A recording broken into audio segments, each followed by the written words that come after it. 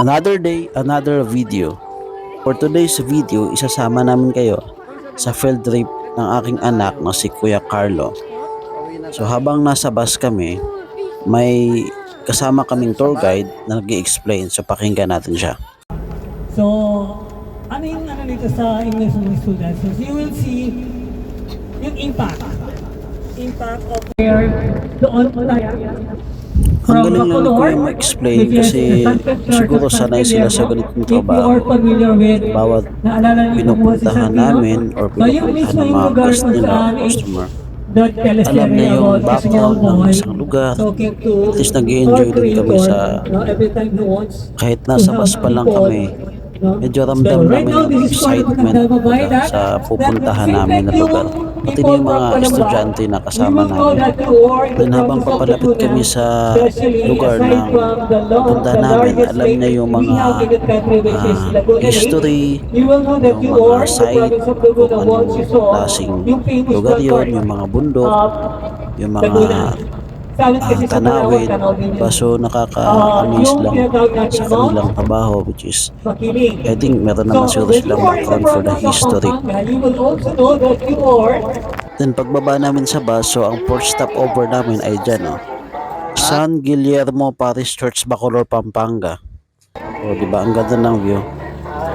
So yan, habang papunta kami sa simbahan, ongoing yung mass nila kasi I think dumating kami ng mga 8 or 9 AM ata, kaya dumiretso na lang kami dyan sa kumbento tawagin. So yan yung kalahati na lang guys yung natira, since ang sabi sa amin ni Kuya is during the time na bumutok yung Pinatubo, I think 1991, natabunan siya ng lahar. Bricks lang to. So, napakaganda lang guys kasi yung gamit nila dyan na materialis is more on bricks. Tapos wala siyang bakal. So, ang galing lang ni Kuya kasi na-explain niya talaga yung historical site kung paano ginawa, anong klaseng materialis ang ginawa. So, nakaka-amaze lang. So, you are in your family. I-contact first. Una pong pinatayo ang konbento bago po ng mismong simbahan. Okay? So ang sinasabi ni Kuya guys, nauna yung kumbento tinayo bago yung pinakasimbahan. So ganyan pala dati guys, no. Siyempre yung titirahan muna ng mga pare bago yung simbahan. So yan, papasok kami dyan, San Guillermo Parish Archives. Archives ba yun? So lahat guys, nakita namin dyan yung mga rebulto. And then yung flooring niya guys, hindi na siya original kasi since nalubog siya kalahati yung building na yan, lumubog. Mapapansin nyo guys, parang bintana lang yan ng building yung nakikita namin dyan na dinadaan or pinapasukan namin, no? So yan guys, naka-bricks lang siya. So wala siyang bakal. So imagine mo ganun katibay, di ba? So pagpasok namin dyan, yung sinasabi ni Kuya na dito nag-taping yung teleserye na Santino yung bida, di ko maalala Pinakita din ni Kuya yung picture ng simbahan nung una pa, kaya makikita mo wala na yung malaking dambana o pintuan kasi lumubog na siya. So yan, makikita mo dyan yung lugar kung saan kinakausap ni Santino si bro. So dyan pala yun. Diba ang galing. Ayan, nakikita din namin niya guys yung mga structural. Tingnan nyo naman, nakakahoy lang yan pero safe pa rin siya pasukin, diba? Kasi kung hindi yan safe guys, hindi kami pinapapasok yan, diba, hindi pa inaana yung mga kahoy, diba ang galing. Kaya napaka ganda nung paggawa niya. So, syempre hindi siya katulad ng mga moderno ngayon ng mga simbahan, pero nakakamangha lang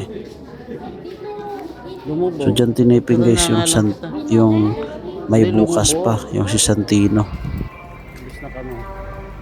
Nung lumabas na kami guys, tingnan nyo naman, makikita nyo pa din dyan yung original na structure ng kahoy, Ang tibay ng kahoy na ginamit nila, makikita mo dyan, oh. Oh. Bibihira ka na makita ng kahoy na ganun.